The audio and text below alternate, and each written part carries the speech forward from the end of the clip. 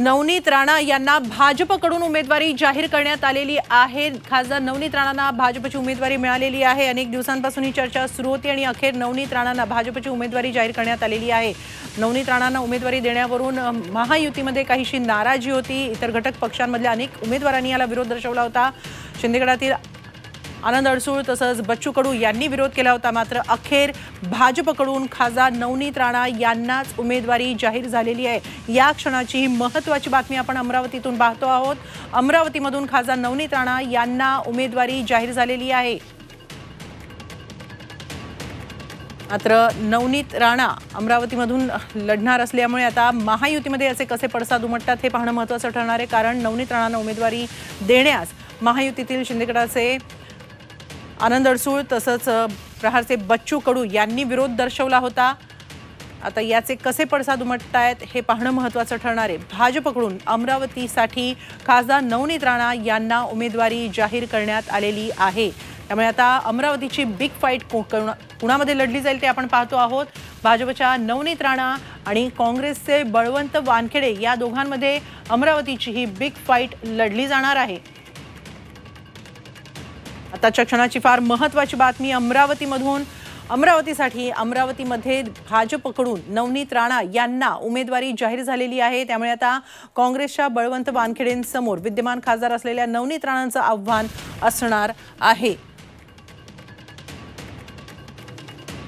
तर म्हणजे नवनीत राणा यांना उमेदवारी देण्यास महायुतीतल्याच घटक पक्षांचा विरोध होता। विशेषतः आनंद अडसूळ यांनी याला कडाडून विरोध केला होता। ते इथं अमरावतीतून लढण्यास इच्छुक होते। तर अमरावतीतूनच बच्चू कडू यांनी सुद्धा नवनीत राणा यांच्या उमेदवारीला विरोध केला होता। मात्र हा सगळा विरोध डावलून भाजपनं अखेर खासदार नवनीत राणा यांना उमेदवारी जाहीर केलेली आहे। आता त्या कमळावर ही निवडणूक लढणार असं दिसतंय।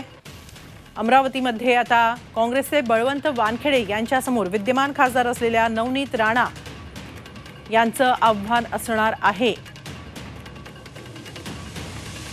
खासदार नवनीत राणा यांना अखेर भाजपनं उमेदवारी जाहीर केलेली आहे। आताच्या क्षणाची अमरावतीसाठी ही महत्त्वाची बातमी आपण पाहतो आहोत।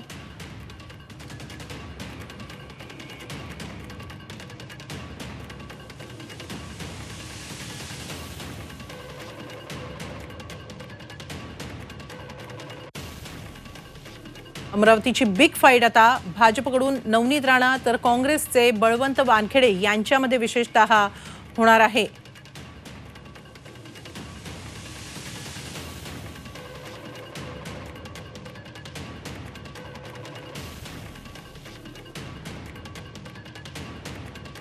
या संदर्भात अधिक माहिती घेऊया आमचे प्रतिनिधी अनिरुद्ध दवाळे यांच्याकडून। अनिरुद्ध, अखेर अमरावतीमधून पुन्हा एकदा नवनीत राणाच निवडणूक लढणार आहेत लोकसभेची। मात्र भाजपकडून त्यांना उमेदवारी जाहीर झाली आहे। थोडक्यात त्या कमळावर लढणार आहेत। नक्कीच आता जर पाहिलं तर नवनीत राणा यांना जी आहे ती अखेर भाजपकडून उमेदवारी जाहीर झालेली आहे। आता त्या कमळावरती जी आहे ती निवडणूक लढणार आहे। यापूर्वी बऱ्याचदा जर पाहिलं तर उपमुख्यमंत्री देवेंद्र फडणवीस असतील किंवा चंद्रशेखर बावनकुळे असतील यांनी वारंवार नवनीत राणा या कमळावर लढणार असल्याचं सांगितलं होतं। आणि आता जर पाहिलं तर आता नवनीत राणा यांना जी आहे ती उमेदवारी मिळालेली आहे आणि आता त्या अधिकृत भाजपच्या कमळ चिन्हावरती निवडणूक लढणार असल्याचं स्पष्ट झालेलं आहे। जमाली नक्की, मात्र घटक पक्षांमधून यांना विरोध होता, याचे काही पडसाद उमटायला लागलेत का? नक्कीच आता जर पाहिलं तर आमदार बच्चू कडू असेल, त्यानंतर भाजपचे जे प्रवीण पोटे आहेत त्यांनी सुद्धा विरोध केलेला होता।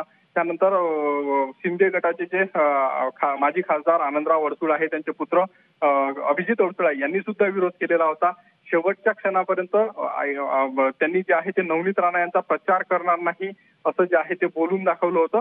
मात्र आता जर पाहिलं तर आता नवनीत राणा यांना उमेदवारी मिळाल्याने आता संपूर्ण राजकारण जे आहे ते आता बदलणार आहे आणि येत्या काळात नवनीत राणांचा प्रचार हे सर्व लोक घटक पक्ष जे आहेत ते करतात का हे पाहणं खरं अर्थानं औत्सुक्याचं ठरणार आहे। कारण यापूर्वी जर पाहिलं तर यापूर्वी आमदार रवी राणा यांनी असं सांगितलं होतं की जेवढे काही विरोधक आहेत त्यांना मी एका स्टेजवर बसून नवनीत राणा यांचा प्रचार करायला लावणार आणि यांचा प्रचार सर्वांना करावाच लागेल असा धमकीवजा इशारा जो आहे तो दिला होता। त्यामुळे आता काय नेमकं राजकारण कलाटणी घेतं हे पाहणं औत्सुक्याचं ठरणार आहे। धन्यवाद अनिरुद्ध, आपण दिलेल्या या सविस्तर माहितीबद्दल।